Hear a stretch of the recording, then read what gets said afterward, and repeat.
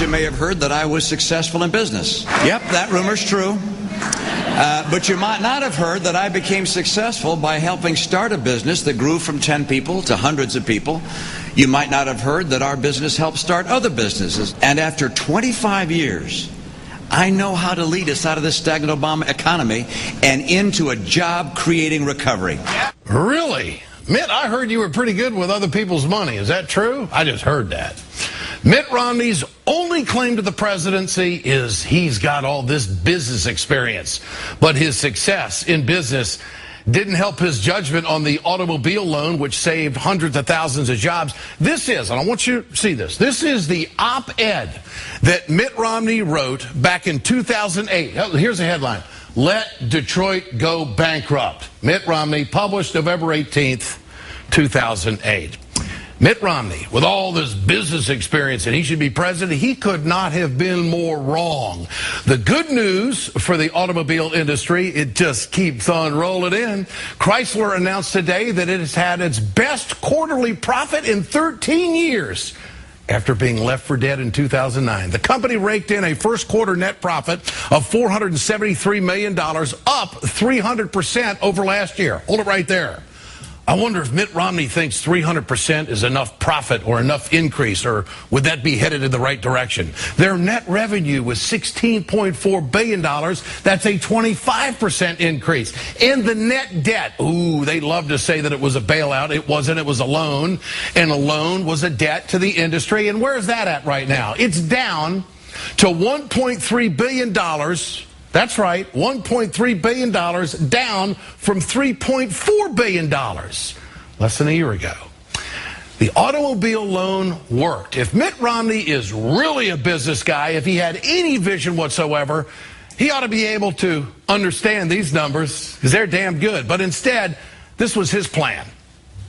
That's exactly what I said. Let Detroit go bankrupt. Let Detroit go bankrupt. President Obama, you know what? He ought to get reelected just on this issue alone. I can't wait for the debate when President Obama can turn to Mitt and say, what do you think of that automobile industry? How's that working out for you? You were against it. How could Mitt Romney, with all this business experience, how could he have been so wrong? And don't give me this garbage about it was a philosophical argument and a disagreement. No. No. You are either a believer in the American worker or you're not. You're either a believer that this country can do big things and it's going to take a gamble and a chance to get there, or you don't believe it. President Obama believed it. I'm joined tonight by Congressman Gary Peters of Michigan. He knows what this is all about. Congressman, great to have you with us. First it's GM, now it's Chrysler. How has this recovery of the United States automobile industry helped your district? Well, it has certainly helped my district, but it really has helped the whole country, as you know, Ed. And it's about middle-class jobs. It's about a manufacturing sector. Today's news on Chrysler, the best earnings in 13 years, is very exciting. But you have to look at it not just in profits, but the job creation that has resulted from the fact that President Obama stepped up and did what was unpopular at the time. But since June of 2009, Chrysler has added 9,500 jobs. They have made a commitment to invest over $4.5 billion in investment in American factories with American workers.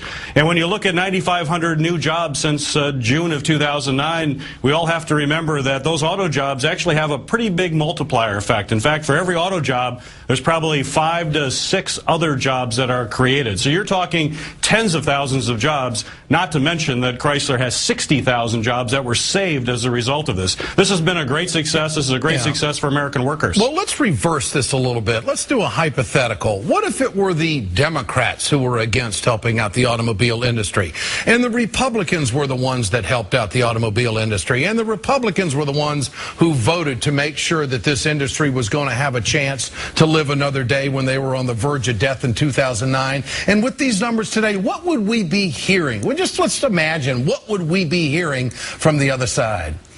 Well, I certainly would be applauding it. As a congressman from Michigan, this has been a major positive for our region. Without it, it would have been absolutely catastrophic without this kind of help. I think we should celebrate success, and most of all, we should celebrate the success of the American worker. And as you mentioned in the opening, when you invest in American workers, you win every time. Well, the trickle-down effect and the ripple effect that it has through the entire industry. Look at all the automobile advertising that takes place in the media and how many jobs that supports. I mean, Chrysler's success is mainly due to a 39% increase in U.S. sales. Now, come on. The economy, you buy a car and you buy a vehicle when you feel pretty confident about, you know, your situation and the economy and where your family's going. I mean, this is a real positive sign in general for the economy, isn't it?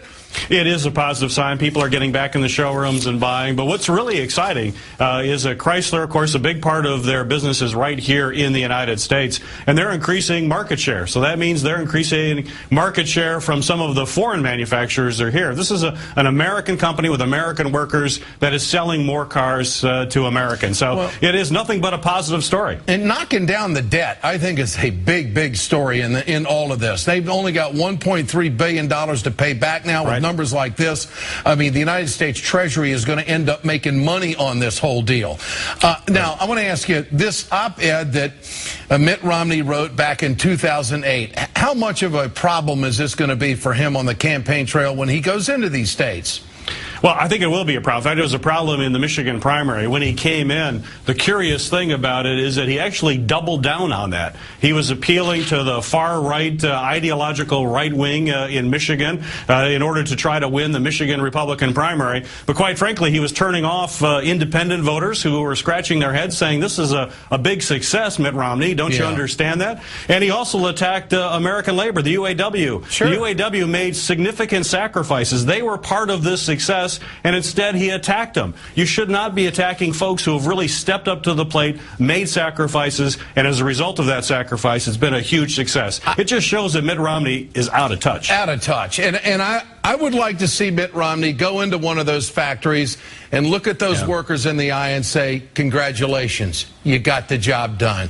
You're still. I wonder if he has the character to do that. I mean, if he really cares about workers, because there are people who are sitting around dinner tables tonight who are saying, whew, I got a job. I'm going back to the plant tomorrow. Look at our sales numbers. The company's doing well.